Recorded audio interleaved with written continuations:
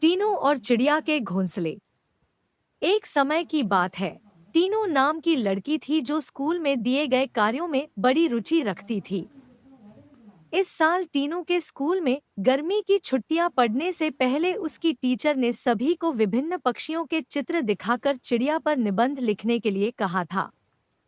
सभी बच्चों को स्कूल खुलते ही निबंध टीचर को दिखाना था। पक्षियों की रंग-बिरंगी किताब टीनू को बहुत पसंद थी। जब टीचर ने बताया कि उन पर निबंध लिखना है और सबसे अच्छा लिखने वाले को इनाम में वह किताब मिलेगी, तो टीनू खुश हो गई। टीचर ने सभी पक्षियों से जुड़ी कुछ कहानियां भी बच्चों को सुनाई। उसके बाद स्कूल की गर्मियों की छुट्टियां पड़ गईं।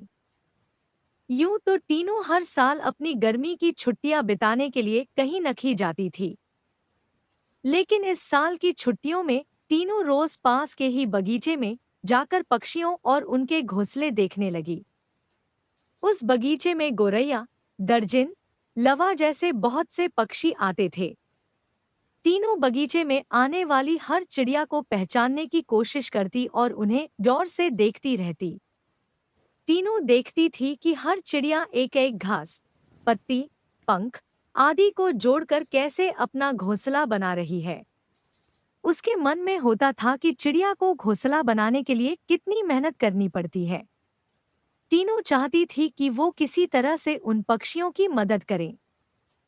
एक दिन टीनू ने देखा कि पास के बगीचे में बदमाश लड़कों ने लवा चिड़ियों का घोंसला तोड़ दिया है। टीनू को यह देखकर बहुत दुख हुआ। उसने सोचा कि क्यों न मैं इनके लिए खुद एक दो घोंसले बना दूं। शायद ये इसका इस्तेमाल कर लेंगी।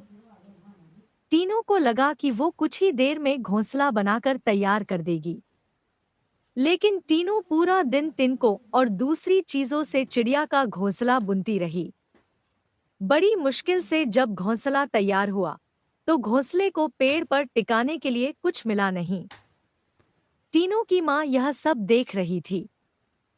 तभी टीनू ने माँ को बताया, देखिए न, मैंने चिड़िया के लिए एक घोंसला बनाया है, मगर यह उतना सुंदर नहीं है जितना चिड़िया बनाती है। मैंने सोचा था आसानी से एक सुंदर घोंसला बन जाएगा, लेकिन ऐसा हुआ नहीं। यह घोंसला अंदर से काफी कठोर बन गया है। क्या आप इसे मुलायम बना देंगी? किसी तरह से टीनू की माँ ने उस घोंसले को थोड़ा ठीक किया। उसके बाद टीनू ने उस घोंसले को धागे की मदद से पेड़ पर टिका दिया। अब बगीचे में बैठकर टीनू लवा पक्षी के आने का इंतजार करने लगी। वो पक्षी बगीचे में आए तो, लेकिन टीनू द्वारा बनाया गया घोंसला उन्होंने इस्तेमाल नहीं किया। टीनू के साथ उसकी माँ भी बगीचे में आई थी। उसने टीनू को उदास देखकर कहा, तुम परेशान मत होना, अभी चिड़िया घोंसले पर आ जाएगी।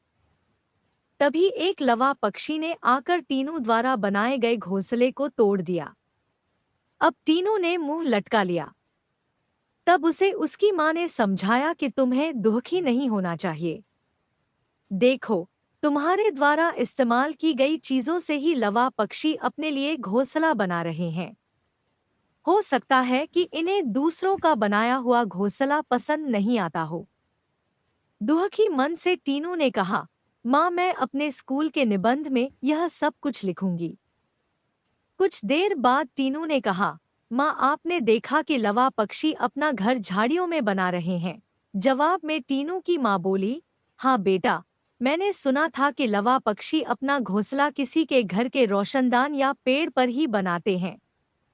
आज यह नई बात पता चली है।